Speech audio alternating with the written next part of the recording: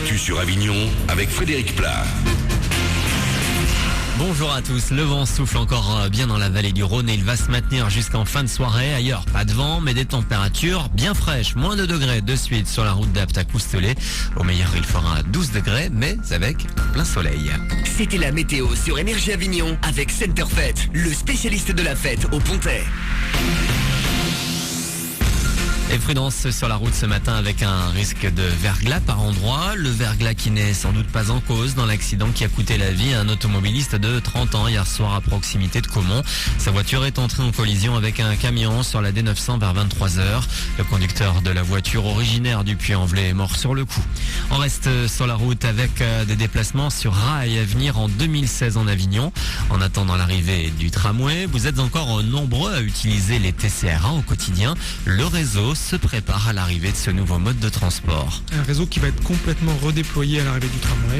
Bien évidemment, quand on met en service un tramway, on doit aussi réfléchir à ceux qui ne sont pas desservis directement pour qu'ils en aient un bénéfice quand même. Et c'est tout l'objet de ce redéploiement qui sera prévu en même temps que le tramway.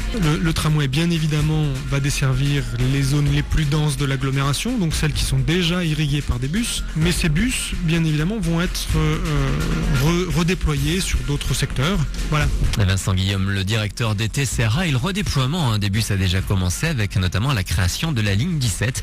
Elle dessert l'est de l'agglo sans passer par le centre-ville. Plus d'infos sur tcra.fr. Cantona, président. On n'en est pas encore là, mais l'ancien footballeur, désormais acteur, souhaite participer à la campagne présidentielle. Il fait tout pour obtenir les parrainages de maire obligatoires pour se présenter. Le Marseillais ne souhaite pas pour autant être candidat, non, mais il entend bien profiter du temps de parole dans les médias pour dénoncer les problèmes de logement qu'il défend depuis déjà longtemps aux côtés de la Fondation Abbé Pierre. Et du football, il y en aura sur le terrain. Ce soir, Marseille joue les quarts de finale de la Ligue de la Coupe de la Ligue. Les Phocéens se déplacent sur le terrain de Caen à 20h45. Allez, encore un palmarès, celui des ventes de DVD musicaux dans le monde. Chaque année en hausse. Pour 2011, c'est Adele qui s'est placée tout en haut du classement avec son concert enregistré à Londres et sorti pourtant seulement en novembre dernier. La chanteuse britannique devance Beyoncé sans Live at Roseland. Taylor Swift est 3e et Lady Gaga 4e avec le Monster Ball Tour à New York. Adele nominée au Energy Music Awards dans la catégorie Révélation internationale de l'année. Les votes, c'est sur energy.fr. Voilà pour vos infos, c'est Manu dans le 6-9. Bon début de journée à vous.